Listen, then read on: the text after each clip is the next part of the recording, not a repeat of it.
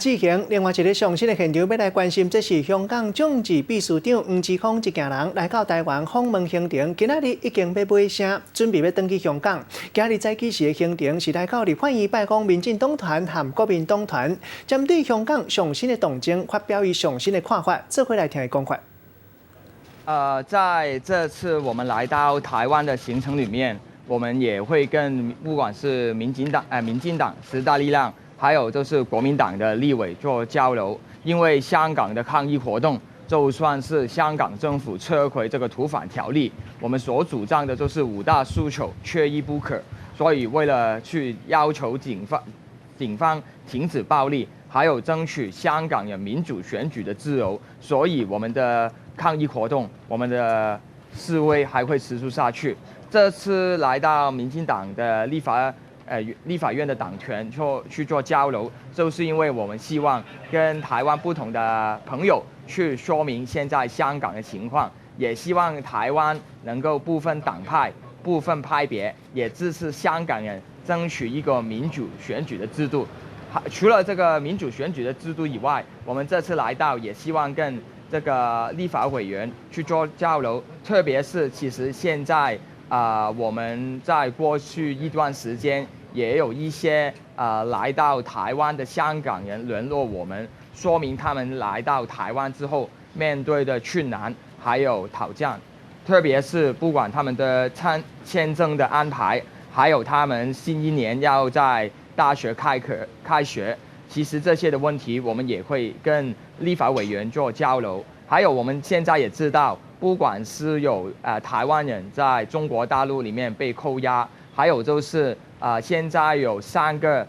台湾的大学生，他们是香港人，现在就不能够回到台湾开学，因为被这个香港的法庭被香港政府去起诉。所以简单来说，不管是表明我们对于民主选举的坚持，还有就是来台湾香港人面对签证还有到学校开学的困难。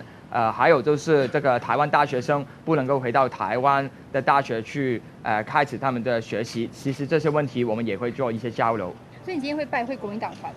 吗？其实我们这次就会跟国民党、民进党跟时代力量的立法委员做不同的交流了。所以今天不会特别去立法院党团？其实我们这次的行程呢，就是今天如果你说媒体公开采访的。 这一天就是这一场，就是跟民进党的立委跟这个立法党团做交流。那国民党团那边说，好像你们没有跟他们特别有联系。其实我们也跟这个不同党派，包括是国民党有这个联系了。所以其实我们这次的行程大概就是怎样去安排。未来如果有机会的话，其实我们跟不同派别的朋友也愿意有更多的交流，因为我们相信争取台湾朋友支持香港。 是每一个党派、每一个政治人物也可以关注，而且支持香港的，大概是这样。